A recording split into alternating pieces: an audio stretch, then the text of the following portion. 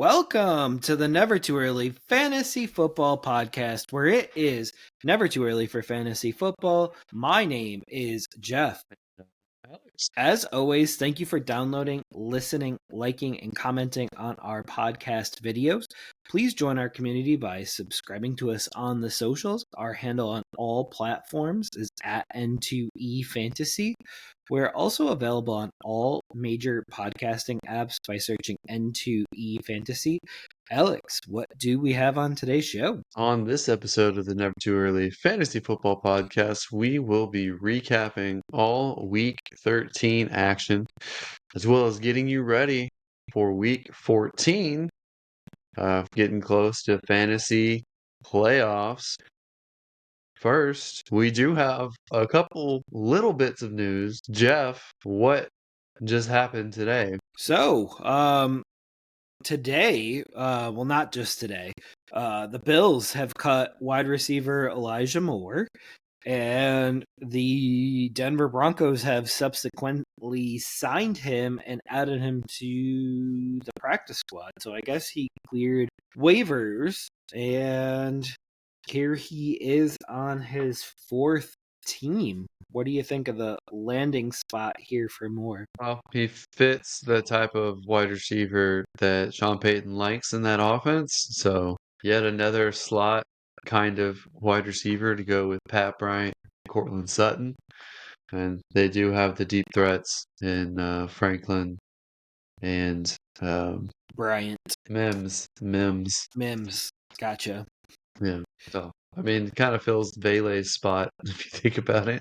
Absolutely. It's a name that we might talk about later, Vele. So, also, the Vikings and wide receiver Adam Thielen have mutually parted ways. So, Adam Thielen informed the Vikings that this is going to be his last year, and he would prefer to play with a playoff contender. So, they did release him. He was subject to waivers and was subsequently claimed by the Pittsburgh Steelers. How do you think Adam Thielen feels about this, and what do you think about the fit here in Pittsburgh? I mean, it's a better spot than the Vikings were at this point, and Pittsburgh does have a chance to win. I mean, maybe he likes Aaron Rodgers, because Aaron Rodgers was in the same division as him. Probably would have preferred to go to a team like the Rams or maybe back to Carolina. I don't know. But he doesn't have much of a choice, and I don't think that he's going to get mad enough to retire. Absolutely. Yeah, I just didn't see a great fit for him right now. I had thrown out the Rams, I know, in our group chat, just trying to see who would be the Rams' third wide receiver, and Adam Thielen kind of made a lot of sense there, but at last he has been claimed and will spend the rest of the year with the Steelers unless the Steelers cut him too. I mean, he's a high character guy. I doubt the Steelers would cut him. Right, but if they fell out of playoff contention and he's like, listen, can we mutually part ways, I could see them granting. Well, the Steelers, Ravens, and even the Bengals are basically the only playoff Full spot I division. see for them is winning the division. So we won't know. It'll be all the way to the end of the year, probably. Absolutely. We saw Deontay Johnson get cut late last year and claimed and cut and claimed and cut and claimed. So it's been done before. Yeah, but that was a character issue. Thielen's not gonna go that route. He could just retire. So that is it for the league news right now. All right, let's get kickstarted with the Thursday Thanksgiving matchups. There was 3 of them, and we'll get started with the first one here. The Green Bay Packers at the Detroit Lions. Jeff, there were a few close games this week, and this was one of them. We went Lions. Unfortunately, the Lions started a little flat-footed, and Green Bay took the win. So Green Bay got it. We were wrong in this case, but it was a relatively close game. Yeah, absolutely. And your favorite, Jordan Love, comes alive with 4 touchdown passes. 31-24 victory for the Packers. So a high-scoring shootout to begin Thanksgiving Day. Josh Jacobs returned to the lineup with 17 carries for 83 yards, and it was very clear that Emmanuel Wilson, who had over 100 yards the week before, relegated back to the backup role. Wicks and Christian Watson have very productive days. And what was surprising in this game is Jahmyr Gibbs coming back down to earth after a scorching hot few weeks. Especially St. Brown was injured in this game, so that was surprising that he wasn't involved more in the receiving game after that happened. But Jameson Williams was the one to benefit from the St. Brown injury. What really stunk about the St. Brown injury is he got injured on a blocking play. So he wasn't even being a receiver then, so he ended up with 0 catches for 0 yards. So assuming a lot of people that started him ended up with a L because of this. Yeah. And I'm sitting here upset that Isaac Tesla wasn't targeted more in this game because I feel like he's the natural wide receiver to come in if St. Brown misses time. And he caught both the targets that went his way, one of them for a touchdown, but I don't know why he wasn't involved more and why Kennedy was involved more. Kennedy is not someone, Tom Kennedy, he was not someone that was remotely on my radar at all. So I don't know where he came from and why he was involved so much in this game. I mean, he's their Yeah, returner, pretty sure.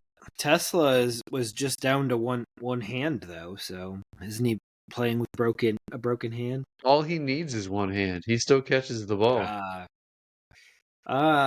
Okay. Anything else to add to this? What has to be considered an upset, but the Packers have swept the season series, so anything more to add? Oh, not really. These two teams in Green Bay are gonna have, I'm sorry, these two teams in Chicago are gonna have a very tight race to the top till the end of the year. So, and like you said, Green Bay now has the edge over Detroit. Absolutely, and that's another division loss by Detroit, which, as we all know, you can't really drop division games, especially if you expect to win the division. So I would say Detroit's best bet now is a wild card spot, but we'll get to that more in a little bit here. All right, ready to hop over to the Chiefs at the Cowboys? Let's do it. All right, I picked the Cowboys, you picked the Chiefs, and Mahomes' magic was not enough as the Chiefs fall 31-28. So that means the Cowboys here beat the Super Bowl champs and the Super Bowl runner-ups in back-to-back weeks. I feel like Dallas is getting very hot right now, but Mahomes did throw for 4 touchdowns in this game, so the defense still isn't great. But Rice was the leading receiver for Mahomes here with 92 yards and a touchdown. And for Dallas's side of the ball, who their offense is stellar lately. It looked like CeeDee Lamb retook the wide receiver 1 from Pickens in this one. But as we both know, Pickens is a little banged up, so that may have contributed to this as well. I wish the Chiefs would have worn their throwback uniforms and helmets because I don't know if you knew this, but way back in the day, they used to be the Dallas Texans, and these teams competed for fandom in Dallas before the owners played a poker match and the Dallas owner won, or the Cowboys owner won. So the now Chiefs had to move to Kansas City. So I think that would have been cool if they both wore their Dallas stuff. The Chiefs wore their original Dallas Texans gear. Yeah, I did not know that, but that makes sense.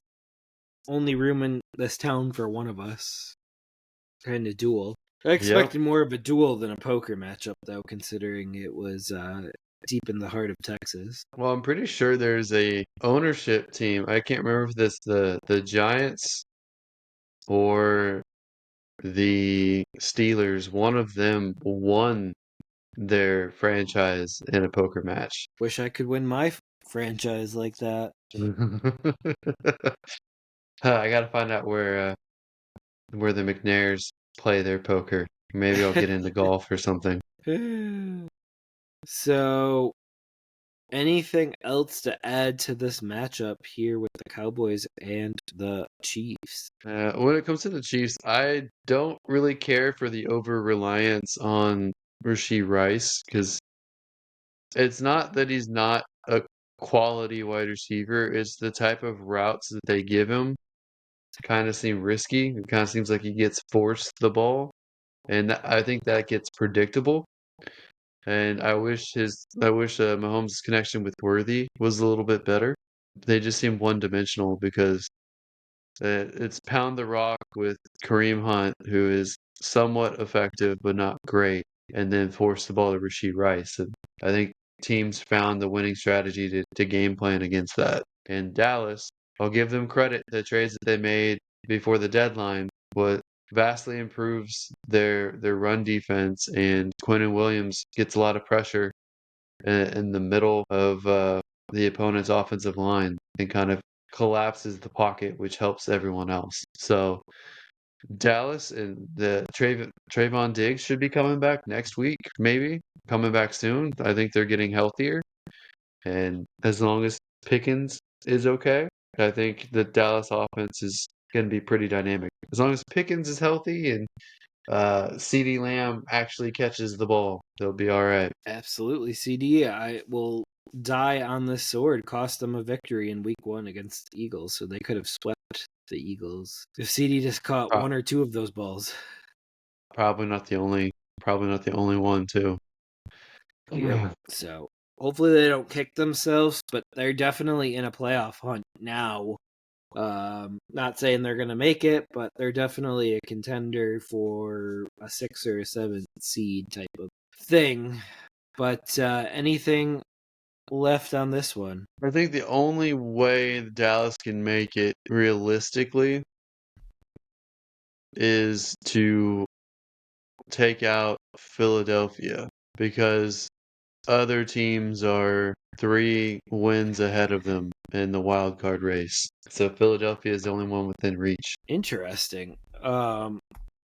It feels like, and we're not there yet, but it feels like this Thursday's game coming up is going to be an elimination game for either the Cowboys or the Lions. Very well could be. Although the NFC North is pretty close because you got Detroit 7-5, Green Bay 8-3-1, and Chicago 9-3. But Chicago has a pretty tough schedule left, so Yeah, we will see how those teams finish. yeah, we'll But see how they did against the Eagles here in a few minutes because I think that began their tough stretch. But first, let's do the Bengals at the Ravens, which was the nightcap for Thanksgiving. This was a Burrow return, and we both picked the Ravens in this one. However, Burrow's return sparked a blowout of a 32-14 victory, and Burrow returns with 2 touchdowns, and he does feed Jamar Chase in this one for Baltimore. I do not like what's going on with Lamar right now. Have no idea what's going on with him. There has to be something behind the scenes that we're going to find out months, whether it's an injury or he's asked to be traded or something's going on with Lamar here. well, the speculation that I've heard about it is, or read, or whatever, is that he has a leg injury and he had like his holdout that you called a holdout or sit out was actually a legitimate injury, and it wasn't a muscle injury. He might have turf toe, and that's limited his mobility, which has completely tanked the offense because it's built around his mobility. So, Interesting. and then on top of that, he's just turning the ball over a lot too. I mean, fumbled twice in this one and threw an interception, and he's had some risky throws of late as well. I just don't think the receiving options are that good either, because I don't think Bateman is a starting caliber wide receiver, and so it just leaves Flowers. Hopkins is not what he used to be, but if you can't step into your throws or your whole routine is thrown off because you can't move, that's going to set this team back. And maybe Todd Monken, the offensive coordinator, is getting a little stale, but the Bengals have a pathway to somehow steal this division away from the Ravens and the Steelers both, because they're going to be playing them again. So that's going to be very interesting. Um, if the Bengals all of a sudden finish 9-8 and take the division. Yeah, I mean it's possible, but I just still don't see it as being likely. So, but speaking of likely, he was the lead receiver here for Baltimore and Lamar Jackson with 95 yards. So interesting little tidbit there. Let's see. I mean, the Bengals play Buffalo this coming week, Baltimore again, and then it's Miami, Arizona, and Cleveland. They have to win out, and they may not even win this upcoming week. They might not, but let's see what Baltimore's schedule is like. So obviously Baltimore has to play they have to play Pittsburgh, which could Twice. go either way. Yeah, they play Pittsburgh twice. Either one can go either way. They play Cincinnati, they play New England, they play Green Bay. So that is way tougher than what the Bengals have to do, but they do have 2 wins up on the Bengals currently. And then And it let's might be see, what 3 as does of this Pitts weekend. They beat Pittsburgh and Bills beat the Bengals. So Pittsburgh, obviously, they play the Ravens. They play Miami. They play Detroit, Cleveland, and Baltimore again. So, I mean, Bengals rest of the year is a lot easier than their two opponents, but their two opponents have 2 wins up currently. Yeah, and it could be 3 this week, as I said. We'll see what happens Yeah. with the Bills and the. Yeah, it could be uh, one of those teams is guaranteed to win, basically. I mean, let's say Yep. tie, but one of them's going to go 7-6. Mm-hmm. So So if Bengals the have Bengals to drop beat the this one, Bills. yeah. If they drop this one and they're down 3 with 4 games left, and I would not take that bet. Yeah. So, Ooh. anything else here on Burrow's return? Ah.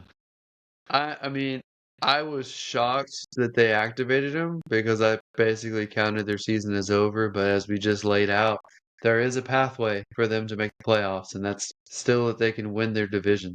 And I wonder if they'll shut them down once they're mathematically eliminated. We will see. He says he makes a lot of money, so he should be out there. Don't really disagree with him, but we will see. All right, so we got to hop over to the Black Friday game here, and it was the Bears at the Eagles that I alluded to earlier, and we both picked the Eagles, but the Bears ran all over Philly and win 24-15. Both Monangai and Swift have over 125 yards rushing and a touchdown. Hurts continues to feed A.J. Brown, and that was really the only thing that worked on the offense the entire day. Brown had 10 catches, 132 yards, and 2 touchdowns.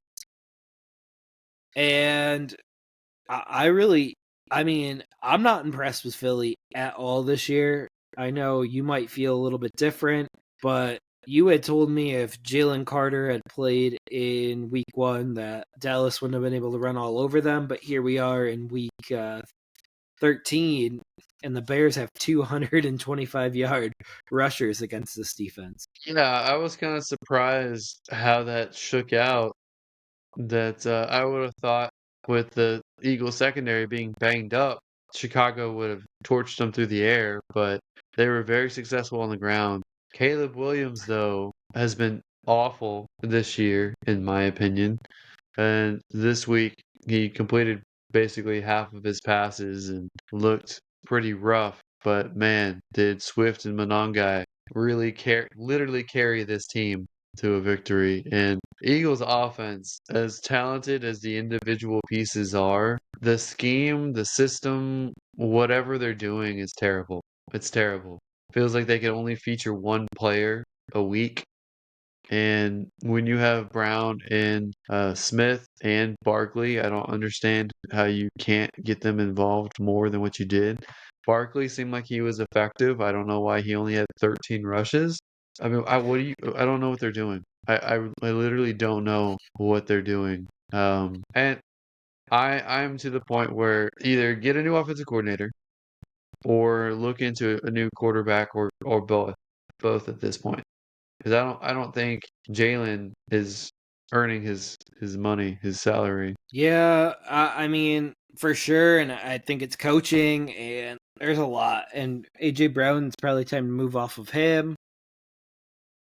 There's going to be some changes this offseason if they don't turn it around. I'll give them a little bit of leeway here to see if they can turn it around. I mean, imagine they lose their playoff spot to Dallas.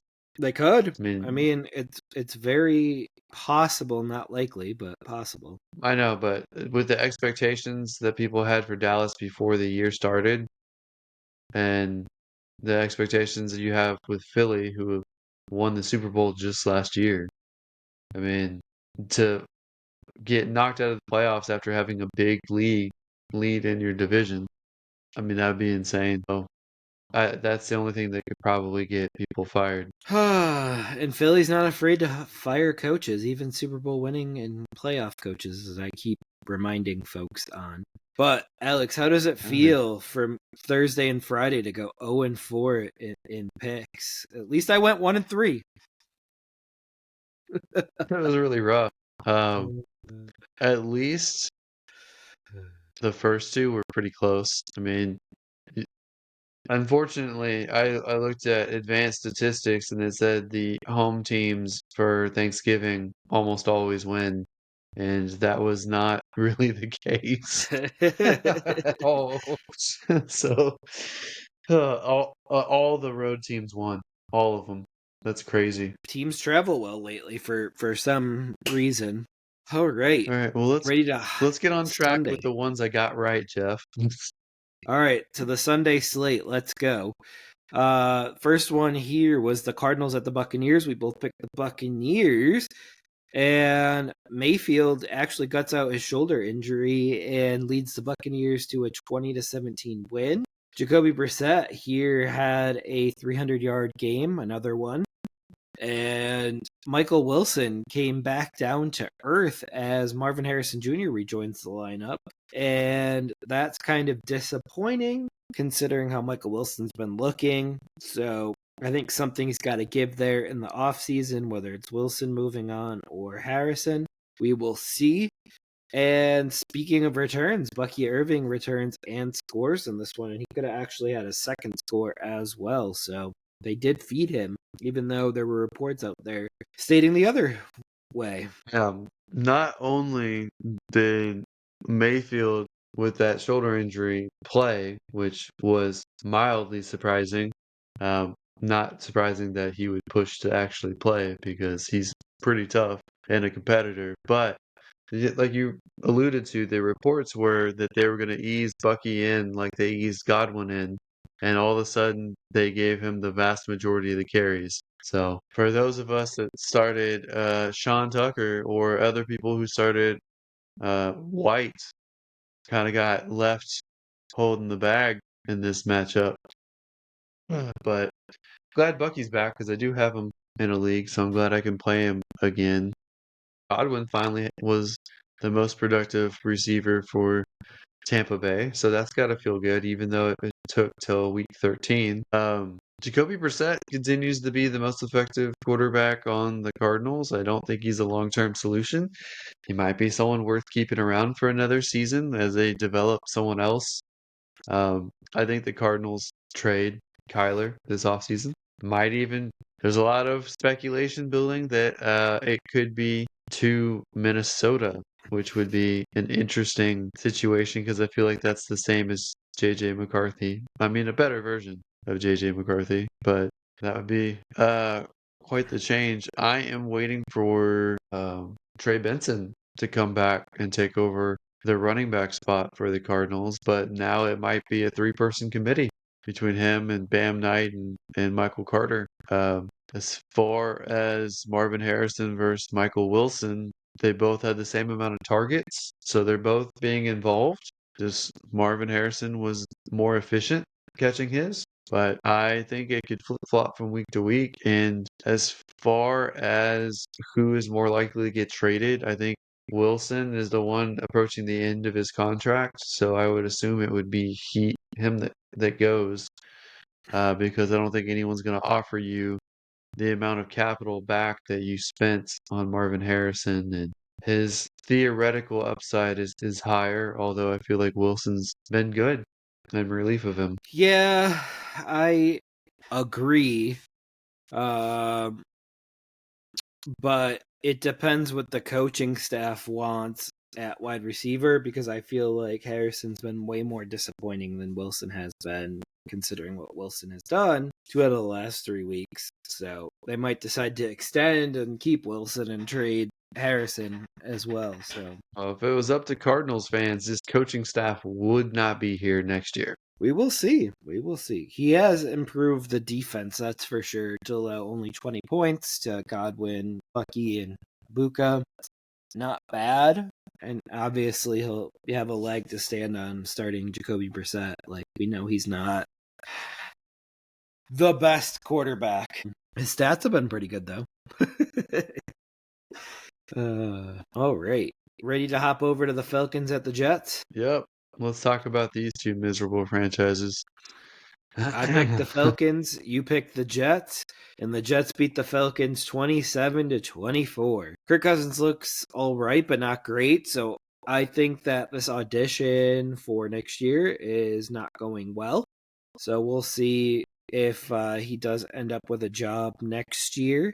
But Bijan does look great, and almost 200 total yards. Tyrod Taylor here throws and runs for a touchdown, and Alex, I'm going to let you take a little gloating on A.D. Mitchell's first 100-yard game. He went 102 yards off 12 targets and 8 catches and 1 touchdown. I think it was his first touchdown too, right? Or am I wrong on that? It could be. I can't remember at the top of my head, but man, 12 targets.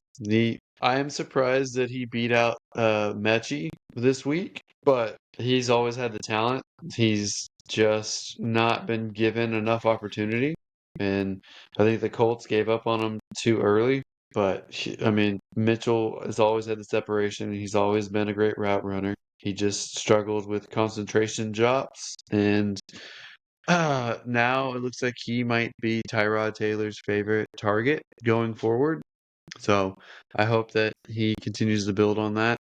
I'm happy for him. I don't know why a team like the Falcons didn't try to trade for him, because the Falcons wide receivers were nowhere to be seen. You have Darnell Mooney with 2 catches and a bunch of, sorry to say, but scrub wide receivers behind him. Hopefully Drake London's back next week. We don't know that yet, but we do know that Raheem Morris, the head coach of the Falcons, said that they're going to reconsider their quarterback room next year. So whether that means they continue on with Penix or whether they move on from Cousins, they're going to make a change with one of those guys next year. I'm not confident Morris is going to be the head coach next year either. So he, to me, is not a head coach worthy. He's an okay defensive coordinator, but this offense is broken. At least Kyle Pitts has had a mild resurgence this year, and at least they've occasionally ride Bijan Robinson. But Tyler Algier is always looming to vulture a touchdown or two, and that's just how it's going to be going forward. All right. Anything else on this matchup? But I do agree with you that the Falcons need a new head coach and probably a restart. Or at least a soft restart and a new coach. Absolutely. So you're going to have a lot on this one here. It was the Texans at the Colts. We both picked the Colts, but Stroud returns to the lineup and the Texans win 20-16. The offense did have a lot of yards. The only 2 touchdowns only came from Nico Collins and Nick Chubb rushing touchdowns, so no throwing touchdowns for Stroud. And Daniel Jones throws for 2 touchdowns while battling a fracture in his fibula, which is kind of crazy that he's playing through that. But what make you of this matchup? Well, I'm glad Davis Mills showed CJ Stroud what's possible when throwing to Nico Collins, because he had 10 targets this time, which it's been a while, I feel like, since CJ has thrown to him that many times. I think the offensive coordinator, Nick Caley, is evolving slowly but surely. So they were less predictable for most of the game. Red zone is still iffy for that offense, but Stroud mostly played better than he had most of the season. The interception was really bad though. I do think that Schultz is probably the number 2 receiving option to Nico, and Higgins might be emerging as the number 3 guy here, with Hutchinson also being a reliable lesser wide receiver. Colts, however, I think the Colts are going to be fading because their offense relies on Daniel Jones being mobile, just like he's like a light version of uh, Lamar Jackson this year. So him not being mobile is really going to hold them back. Jonathan Taylor is the focal point of the offense, and then they rely on deep threats down the field to Alec Pierce. So you shut down Jonathan Taylor and you put 2 high safeties up, you're probably going to stop the Colts. So I think the Colts are going to start losing more games now, and this gives both the Texans and the Jaguars a chance to take the division. So Colts are still in it. It's those 3 teams. I don't think it will still be hard for the other 2 to make a wild card, but not impossible. Texans probably have the advantage with the wild card aspect because they have a win over Baltimore and a win over Buffalo, and maybe this week a win over the Chiefs. We'll see. But I guess the Colts have a win over the Chiefs. We'll see. I don't know. It's a lot tighter than it started off this year, but I think the Colts are going down. Yeah, I just ran a playoff machine, and I don't have the Colts in my playoffs as of right now. But it looks like Jacksonville's surging to the division title. Well, I mean, they play each other this next week, so it's going to depend on how that shakes out. And then Indy plays Seattle next week, San Francisco, Jacksonville again, and then finishes with Houston. None of those are easy games. Um, Jacksonville, obviously, they play the Colts first. Oh, I forget who the next one is. The Jets, which probably is most likely an easy opponent, although the Jets are playing hard at the moment. Then they play Denver, Colts again, finish with the Titans, so slightly easier. Texans play the Chiefs. They play the Raiders, the Cardinals, No, they've already play the Colts again. I don't know.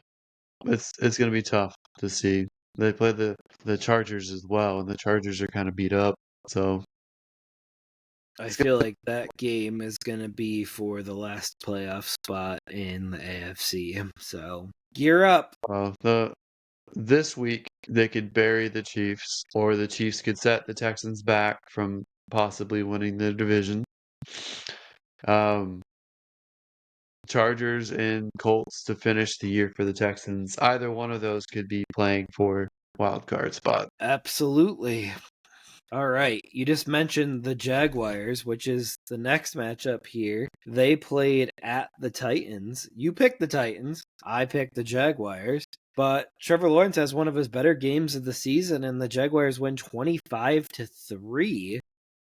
And the Jaguars' run game was virtually non-existent in this one. However, Jacoby Myers chemistry seems to be growing with Trevor Lawrence, even as Brian Thomas rejoins the lineup.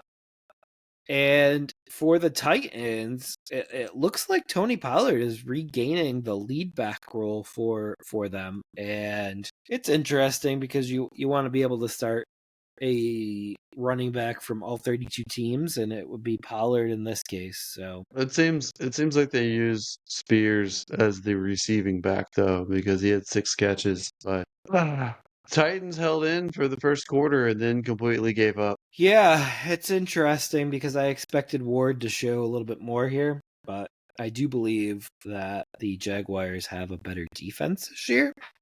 So something I didn't really see coming, but glad they're actually performing quite well. What else did you notice in this game here? Anything? This is probably one of Trevor Lawrence's better games this year, but it's still not that impressive to me. And they beat a bad Titans team, which no one can really take credit for this year. Yep. So I got them making the playoffs in my last playoff machine. I don't buy the Jaguars as a legitimate playoff contender. Maybe next year if they're healthier and they continue to make additions, but they don't have a first round pick this year, so it's going to be difficult. Right. We will see. But the Bengals in my playoff machine make the playoffs as well. So that was just off of me quick picking games. Interestingly enough, and we'll hop over to the next game here after this. The Week 18 matchup between the Panthers and the Buccaneers is going to boil down to the division in that one at Tampa. So we'll see if that's actually the case.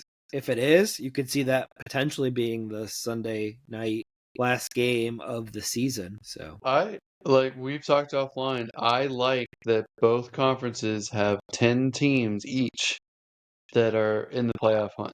So that have a legitimate chance. I mean, I guess you can maybe count AFC, you can maybe count the Bengals too, and make it an outside 11.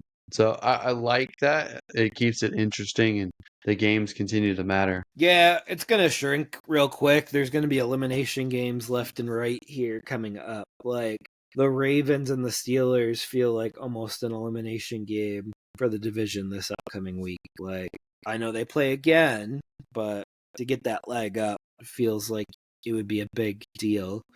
But as I mentioned, the Rams or the Panthers here, the Rams were at the Panthers. We both picked the Rams. And the Panthers upset the Rams 31-28.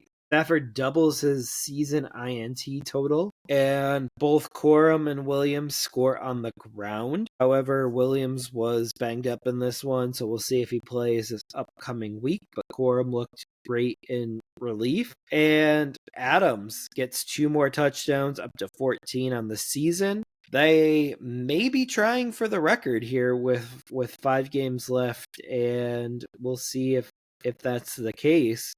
He'd have to get about 2 touchdowns a game, which he's been on that pace for a little bit of time here. And Bryce Young throws for 3 touchdowns, even though he didn't throw for a ton of yards. And Hubbard and Dowdle appear to be a 50-50 split now, and it's working quite well. They're going to ride the hot hand. And Jalen Coker gets involved for the first time this season. He got 4 catches, 74 yards, and a touchdown. So one of Bryce Young's favorites once he gets going. And thank goodness for fantasy owners that Ted McMillan caught a touchdown pass. It was his only catch, but it was a 43-yard touchdown pass.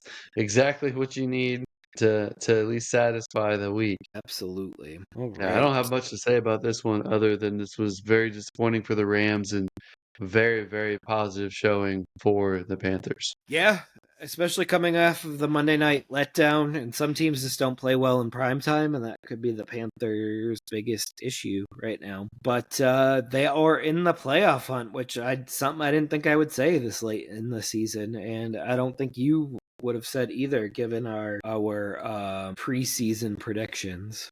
Yeah, I mean, I think the Bucks schedule is probably more difficult, so there's a chance the Panthers can take the division. An upset on the Rams, though, was huge. So, like, Yeah. because they're going to probably be the 1 seed in the NFC or pretty close. I don't think Carolina will really compete if they're in the playoffs, but I mean, this is a big win. I mean, this is a top playoff caliber team that they beat. So Any given kind of Sunday.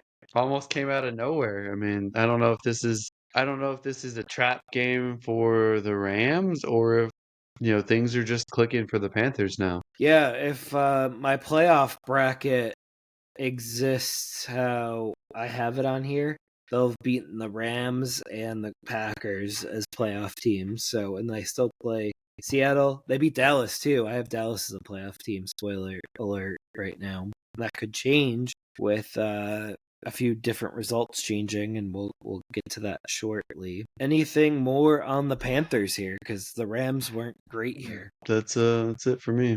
All right, Saints at the Dolphins were next. We both picked the Dolphins, and the Dolphins win another one, 21-17. Chuck has an okay performance up and down. Neil struggles as the lead back, which was interesting. He's spot starting for Kamara. We don't know how much time Kamara is going to be missing. They've been kind of hush-hush and quiet about that. But Vele got more involved without Brandon Cooks there. And as I had mentioned earlier, I thought Vele would come up on this podcast. And he may be a wide receiver to own going forward if he's still available on your waiver wire. It's probably worth a dart throw in the coming weeks if you're desperate, like if you're missing St. Brown or someone else. And Achane is proving to be that potential league winner that I had been talking about all season. He's very consistent, and he's going to be one of the league's top rushers this year and one of the top fantasy running backs this year. And then Darren Waller returns to Miami to lead them in receiving yards. So not a huge day through the air for Miami, but enough to get the victory here. And they have a few more cupcakes down the stretch. I don't think Tua is keeping this team that competitive. I think that they've had a pretty beneficial schedule the last few weeks. No touchdowns for him, interception. He fumbled the ball, but didn't lose it. Achane is what is keeping this team competitive. And Saints are unfortunately a bottom feeder in this league right now, but I Yeah. do think Dolphins were winning handily in the first half and then just let up the gas. And the Saints surprisingly started coming back, I think. I don't know. Shock isn't perfect, but I think Shock might be doing enough to have the Saints look at other positions in the draft and maybe build around him for a year. And then if he doesn't work out, go after maybe like an Arch Manning in 2027. Yeah, that's a big possibility right now. He's got, 5 more games here to prove his worth for 2026, and he might just do it. All right, anything else on these two lower level teams here? I think the Dolphins have the Jets next, so their cupcakes continue. I mean, that may not be a gimme, but we'll see. Not a gimme, but I would say the talent on the Dolphins has to be better than the talent on the Jets right now. I mean, where? Well, receivers for one. AD Pass Mitchell? catchers. Come on now. Come on now. You're gonna do that after 1 week over Jalen Waddle. Um, I mean, Mitchell was a second round pick. I mean, it's not like that's chump change, but yes, he had only 1 week of success. But I will say, I mean, running back wise, you have Brees Hall versus Achane. I mean, quarterback wise, I mean, do you really think Tua is a significant upgrade over Tyrod Taylor? No. I think the Jets defense, even trading away two of their star players, is still a better defense than Miami. Although Miami has been playing hard the last couple weeks on defense. So I know they're trying to save their coach's job because they could have easily let up the gas here and got him fired. yeah, I mean, it's It's the Saints, man. It's the Saints. I know, but it's 3 out of 4. And they outplayed the Well, Ravens in their one loss. So they're playing hard each week. I will give them credit for beating the Bills. Yep. They beat the Bills. McDaniel always has a good game plan against the Bills, at least one of the games that they play them a year. I mean, let's not forget they were embarrassed by Cleveland not that long ago. Yeah, let's not forget Cleveland probably has the best defense in the league, though. The Houston Texans statistically have the best defense. I will say Cleveland has the best defensive player in Myles Garrett. And it disrupts everything. How that guy is doing as well as he's doing on that team is insane to me. Well, But he's he's already a someone Hall of Famer in my book. he got that contract and he's not giving up. So I mean, kudos to him. He's a guy that I would want on my team, because that's the guy that gets paid and plays. Yeah.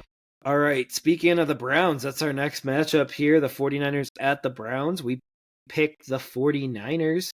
49ers best the Browns 26-8. 49ers offense does just enough to win this game. I didn't think they looked great coming off their Monday night game. Sanders, I believe, had a second good performance. Not great. Something to build off of. Throws a touchdown to Fannin, and Sanders will also start again next week. There was some questionable play calls that led to the score looking 26-8, going for it in their own territory, the Browns did, and gave the 49ers a short field. But what did you notice on here? I know you're going to probably say opposite on Sanders, but I thought he looked pretty good for what they're asking from him. It's hard to know with Sanders right now. It's hard to know.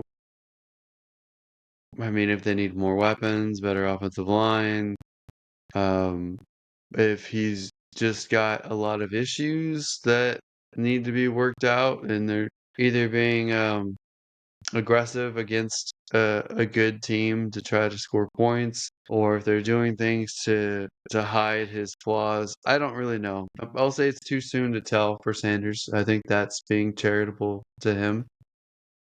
Doing more for this offense than I think Dylan Gabriel does. There was a moment where it looked like Sanders was hurt, but he came back into the game, and like you said, he's playing next week.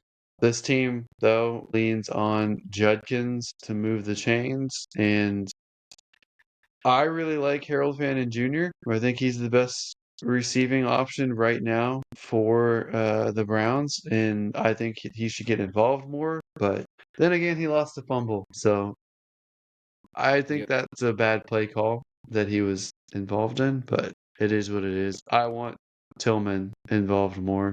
That's just me. And I think Judy is when Judy is more immature than Shador Sanders, I think that's a problem. So I think they should move on from Judy and probably target another wide receiver or two this offseason. Don't disagree. I could see Isaiah Bond taking a step forward next year, though. So Yeah, we'll that's see good. Yeah. there. He's essentially a rookie. He is a rookie, undrafted. And also, next week will be very interesting because it's Shador Sanders versus Cam Ward. If Sanders outplays Ward in this one, I feel like that would be very Shador. Yeah, I go back and forth on who I think is actually going to win that one because they're two really bad teams, but I think it comes down to Myles Garrett. So that's probably how I'm going to pick. We'll see. Spoiler alert. We'll see. Anything else on this matchup? I don't think the 49ers did much to warrant talking about, but unless you noticed something. I would sure love for Ricky Pearsall to be involved more. That would be nice. Well, Purdy's trying to keep Mac Jones off of his back, so back-to-back wins, but very not pretty wins. Yeah, but I guess now that Purdy's back, Kendrick Bourne is probably cuttable across the league. That's unfortunate because I think he's better than Jennings is. At this point, yeah. Absolutely. All right, let's hop over to our next matchup here. It was the Vikings at the Seahawks. We both picked the Seahawks. Seahawks win one of the more boring games of the week, 26-0. Brosmer fills in for McCarthy and throws for 4 INTs, so not a great day at the office for him. Jefferson was so upset he left without speaking to reporters.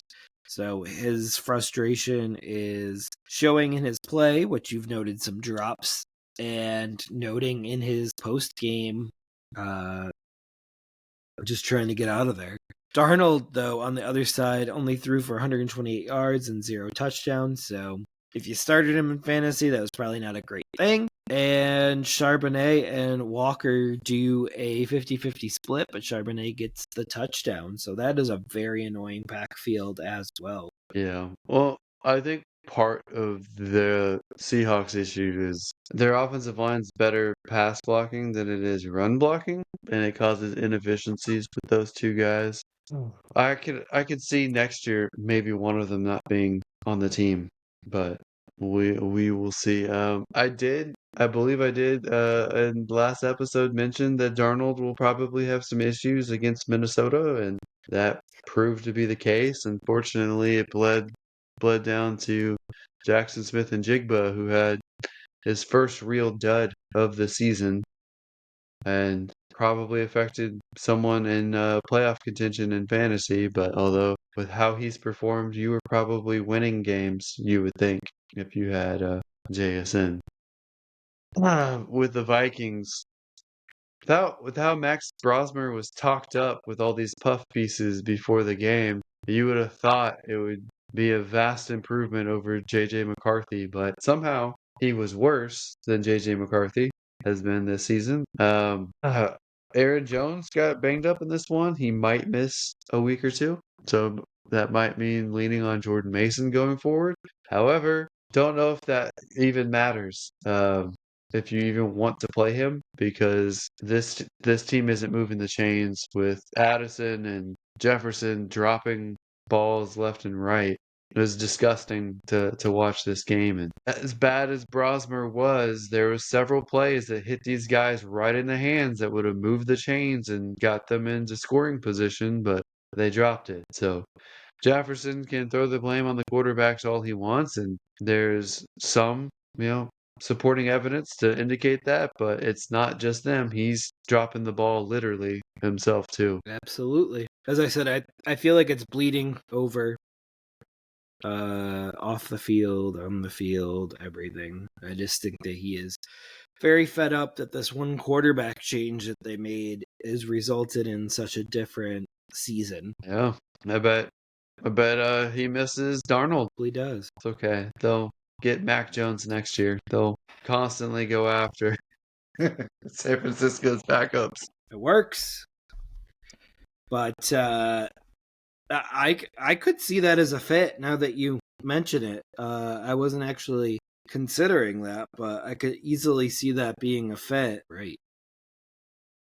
Anything else on this one-sided matchup? The Vikings are a sad team right now. Yeah. Well, I think I predicted them to struggle this year, but they might not even get the amount of wins that I gave them. So we'll see.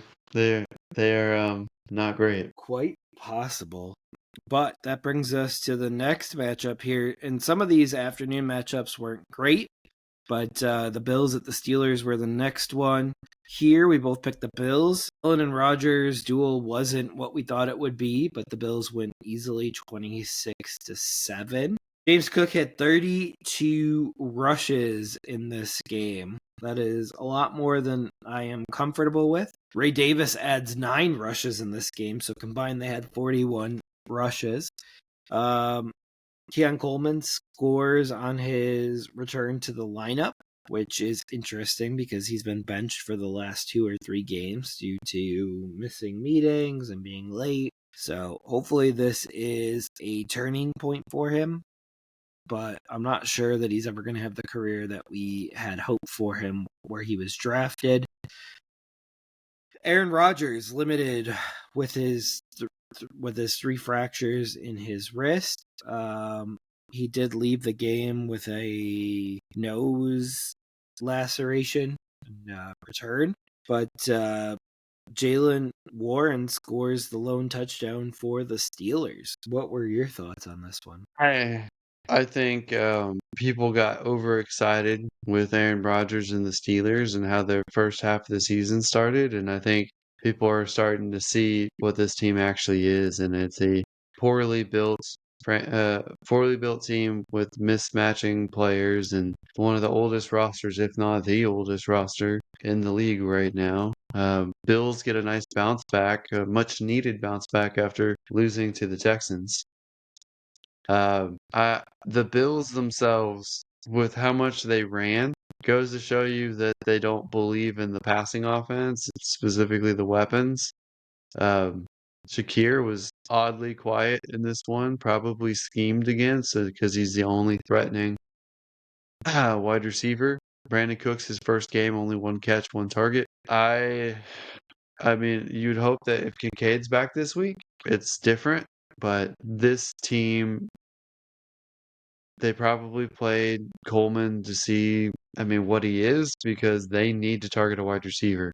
They probably need to try again at wide receiver in this draft, and there might be 3 to 5 first round caliber wide receivers. We will see. They could be one that trades. They could get Michael Wilson. They could get Martin Harrison. They could get Justin Jefferson. They could get a lot of players out there that could be potentially looking for new teams.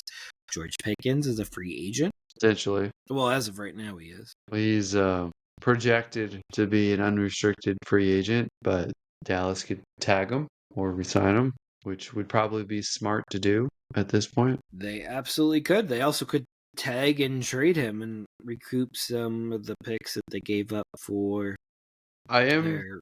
curious though, Jeff, if someone like Michael Wilson goes to the Bills next year, what do you see his likely stat line like? Like, what do you think? Is he wide receiver 2? Is he the number 1 wide receiver on that team? Like, what do you think? I mean, I could see him leading the way, but I could see Shakir out of the slot. I could see him on the outside, and I could see Coleman on the other side. Or if they decide to move on from Coleman after this mess, I could see someone else on the outside. So I mean, Olave might be available in the offseason. he could be. So I think Michael Wilson would potentially be the number 1 receiver on the Bills, and I don't know in fantasy where I would put him because we get hyped for him being linked to Josh Allen, but we've been through this year after year, except for the Diggs years. We've had a lot of disappointment.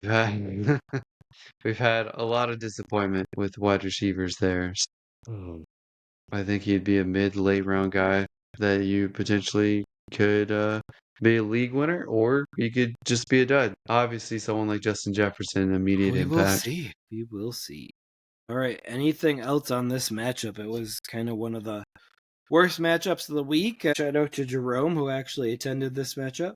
At least his lady was happy because she was apparently wearing Bill's stuff. She's from Buffalo. All right. And he was in his Steeler gear, so hopefully he wasn't too upset about the L that they ate. All right. The next matchup here was the game that won me my survivor pool. It was the Raiders at the Chargers. We both picked the Chargers.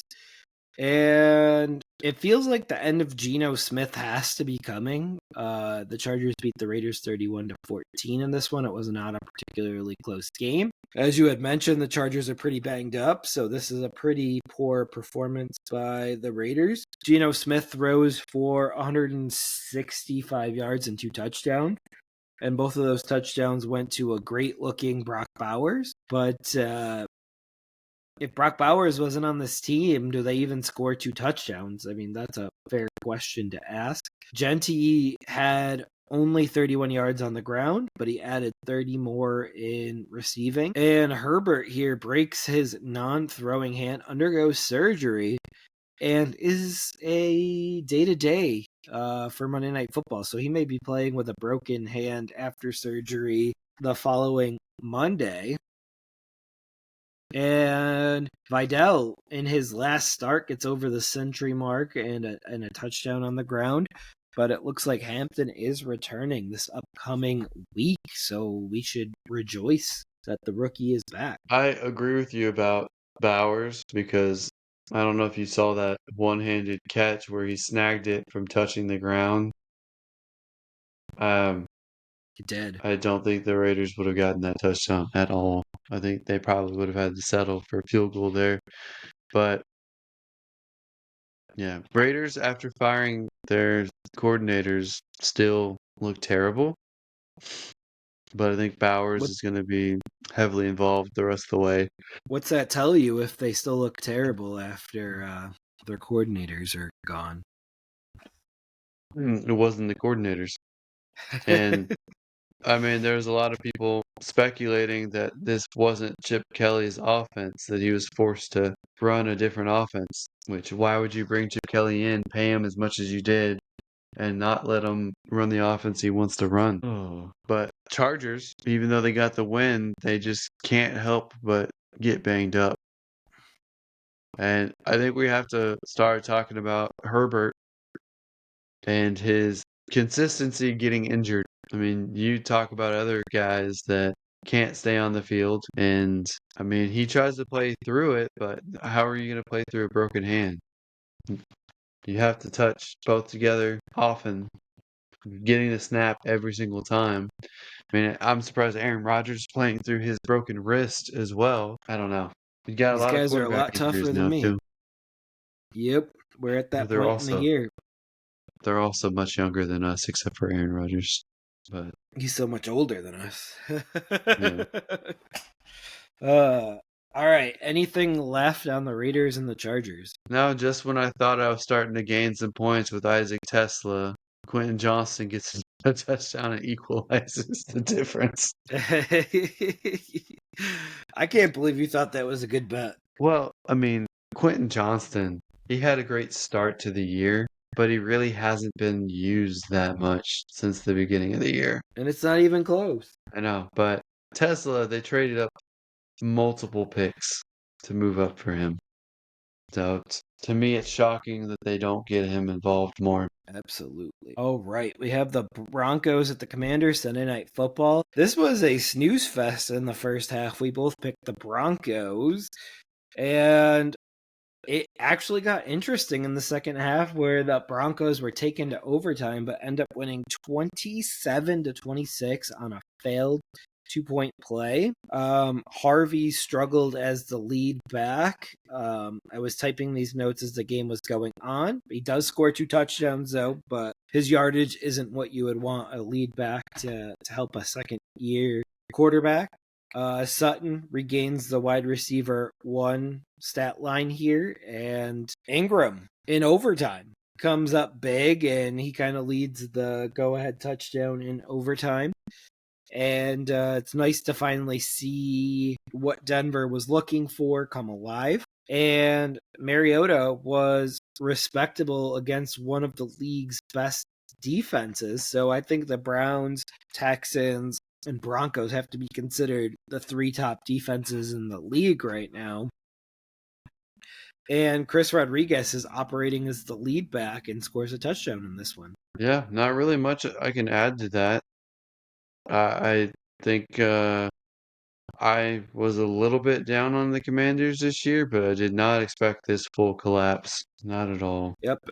It all centers around injuries, and with McLaurin and with Daniels and Eckler and just slews of injuries for them this year, it feels like. You have to wonder if they regret trading Brian Robinson as well, with how ineffective their running back group has been. They have to be. They bought into the Krosky Merritt hype that a lot of fantasy owners did, and I have 0 shares of him. Glad I have 0 shares of him because it would have cost a pretty premium pick. But if you have nothing else to add to this, we will hop over to Monday night where the Giants were at the Patriots. We both picked the Patriots. Dart's win was not enough as the Giants lose 33-15. And Singletary was clearly the better back between him and Tracy in this one. Tracy did leave with an injury. And Drake May performs in primetime with 282 yards and 2 touchdowns. And Henderson Stevenson, just like Dowdle and Hubbard, are at a 50-50 annoying split. Would you like to break that one down? I don't understand Stevenson at all at this point because I think by almost every metric, Henderson is the vastly superior running back. He's more talented, he's faster, younger, more effective. I don't get it. Like, they were leaning on Henderson, and all of a sudden, they just decided to throw Stevenson out this one. So, I don't get it. I'm not a fan of it. Vrabel's done this before. He did this to Derrick Henry before as well. But I will say, I love that Hunter Henry is the best receiving option for the Patriots and most consistent. But we never know what we're going to get from the other guys. And I was considering an RSO league extending Stephon Diggs, and I'm not going to do that now because can't trust him. And they'll probably cut him after this year. Maybe trade him back to the division rival, the Bills. I don't know. Thought I saw you extend Chris Rodriguez in a league. I did because it was cheap. Absolutely. All right. Anything else to add to this other than Dart not being able to play the way that Dart plays for very long? I mean, the jury's still out on whether he'll last, but he's playing hero ball, and their offensive line gets better. Maybe he won't have to do that. Absolutely. He takes hits, though, that he shouldn't take. Yeah. I mean, he should have stepped out of bounds a little bit further before he got destroyed by that linebacker, but that's on him. Like the the linebacker did what he's supposed to do. I'm not going to hold that against the linebacker. The lot I can't even speak now. Dart. I almost called him Locker. That's a throwback. But Dart was running down the sideline. He wasn't running out of bounds. So of course he's going to get hit. Yep. And imagine the look on that linebacker's face when he realized he got a free hit at a quarterback. Like, Yeah. I will say I do like those Patriot red uniforms. I kind of like them. Yeah, May mentioned that in the post interview that he'll remember wearing the Patriot red throwbacks that he likes. I really like them because they're different red, and then they're not red all the way down, so they stand out from other teams. Yeah, I still stand firm that if the Patriots want to go far in the playoffs, they're gonna have to take a L sometime before the end of the season. Maybe, man, we could have an episode just talking about our favorite uniforms this year. I like a lot of throwbacks, a lot of them. Good. I like that they do them and they keep them in cycle. I strongly dislike the Steelers and Packers throwbacks, though. They're awful. I know which one. What about the old Packer ones too? No, both. Like, I don't like the old Packers. I don't like the old Steelers. They're both terrible. Terrible. I love the Broncos. The orange. I think they're better than their modern ones. All right. So that wraps up week 13. Yeah. We're too tired to continue on with just the kids. All right. Are you ready for our week 14? I am. All right. Let's prime them up. All right. Last week of bye weeks out here. The Panthers, Patriots, Giants, and 49ers are all on bye week. It's a little bit devastating for some of my teams right now, but I'll survive. Anyway. Last bye week too. And my Panthers. And for most leagues, most fantasy leagues, it's probably the last regular season week for your fantasy football schedule. So you probably either already made playoffs or were already eliminated. Maybe some of you are fighting for the last spot, but it hurts. It hurts. I don't like bye weeks being this late. Anyway, Cowboys at Lions, which would have been a great Thanksgiving game too. I think it's pretty even. Let me see. Who I picked. I am actually going Cowboys in this one, Jeff. Me too, and this is what's going to put the Cowboys into the playoffs and pretty much eliminate the Lions, which is going to stink for you, but Yeah. The way that I look at it is the Cowboys' interior defensive line is going to probably stop the Lions' run game. I think Amon-Ra St. Brown is going to be out this one, so the Lions' offense is going to be in rough shape, whereas the Cowboys are getting healthier and playing better. So I think yeah, he'll I be hope it's out. close. I hope it's a good close game either way. So he's going to be out at least one game. So he might miss more, but I would anticipate at least one. I don't think the Lions' offense can keep up with the Cowboys without St. Brown and without I mean, Laporta. not if they're not going to target Isaac Tesla, who's the second best wide receiver. But his hand, dude, his hand. No, but they have Jameson Williams, who hopefully gets involved more.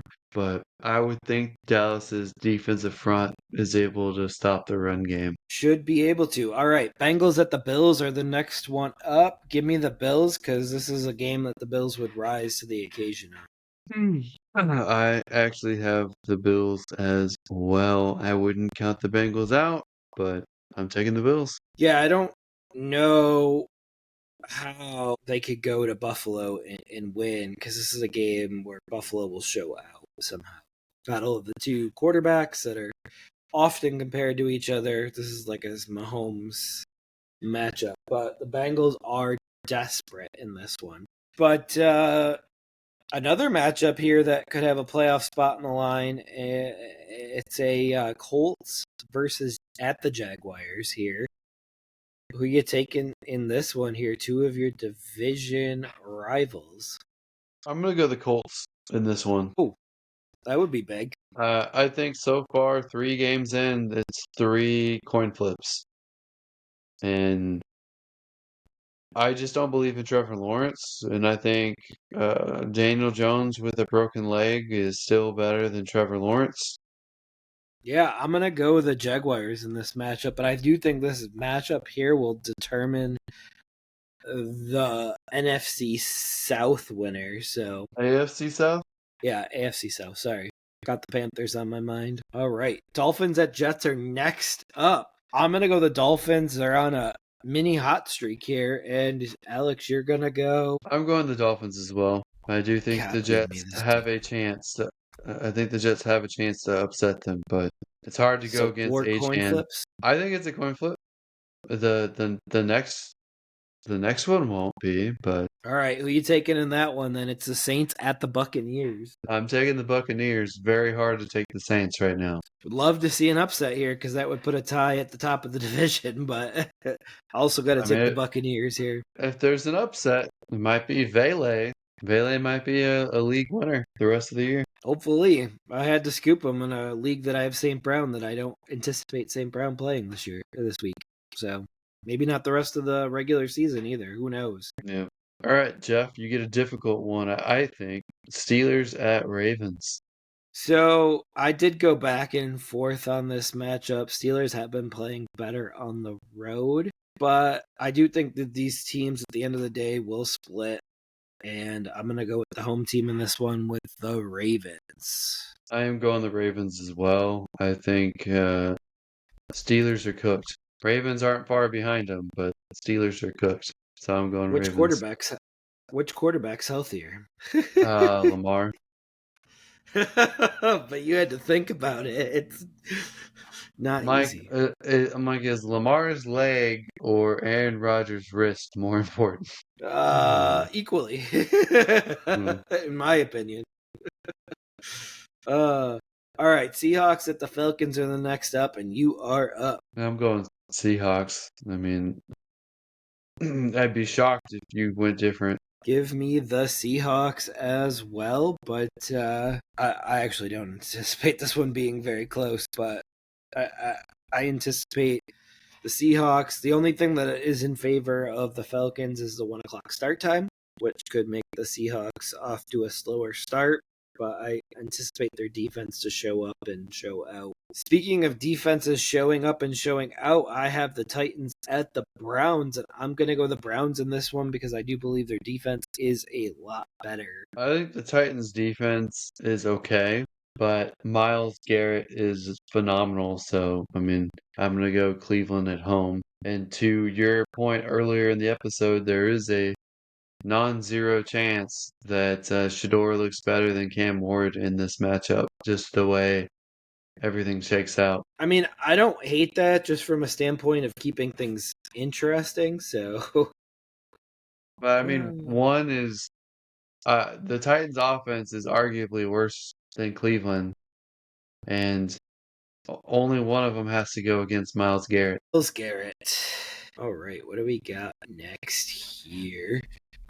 We have the Commanders at the Vikings. So two teams that are down right now. Alex, who are you taking in this one? I'm taking the Commanders. I will also take the Commanders. This has been a pretty chalk. Well, it's crazy that the Vikings are still the favorite as far as what I can tell, but it's 1.5 points from what I'm looking at. They're both terrible though. Both only have one win the last 5 matchups. Right.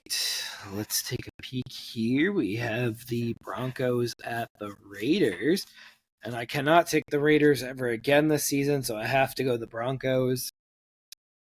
Alex, what say you? Yeah, I mean, you can't really take the Raiders probably the rest of the season. So I agree, Broncos. They continue their division lead, and I think no one in that division is going to catch them at this point. Yes, I have them ending up at the 1 seed, actually, so we will see if that comes to fruition.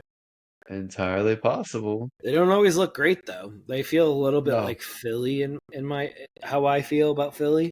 But Well, how I feel about Philly is that Philly is a immensely talented team that is poorly coached and poorly ran. How I feel about the Broncos is the offense is not very good and they win ugly. So it's a little bit ugly different. win, better pretty loss. Oh, that's for sure. Yeah. All right, this might be the game of the week here, and it's the Bears at the Packers. I don't think we would have said this before the season. And Alex, you are up. You finally get a challenging one. You always give me the challenging ones. What are you talking about? I I'm going Packers. I mean, it's in Lambeau. As much criticism as I have for Jordan Love, I think he's better than Caleb Williams. And I think Parsons is going to have fun going after Caleb. Absolutely. Give me the Packers as well. But if the Bears pull off the upset in this one, you could pretty much put a bow on the division. But I'm sure they'll still win the division anyways. Just not get a leg up here. All right, next one here is the Rams at the Cardinals, and I think the Rams are going to be out for blood in this one. Give me the Rams. I'm also going the Rams. Right. Down to the last two matchups, Sunday Night Football. Maybe for a playoff spot, the Texans at the Chiefs. Alex, who are you taking in this one? I'm going to keep the reverse jinx alive, and I'm going to pick the Chiefs in this one. It's at Arrowhead. It's a primetime game, and I think the Chiefs' backs are further up against the wall than the Texans, because if they lose this, they only have an 11% chance of making the playoffs. So they have to win even more than the Texans. And I don't think the Texans typically win primetime games. Yeah, I'm going to go the Chiefs as well. But I actually think they're going to win it and not the reverse jinx method. All right, last matchup of the week. It's Jalen Hurts and the Eagles, who have been playing very poorly, at the pretty banged up Chargers, with Herbert likely to play with a broken left hand. Give me the Chargers in this one. I think the Chargers will be able to run all over Philly, especially after what transpired last week with Bears. Oh, I'll go Chargers, but I do think it will be close.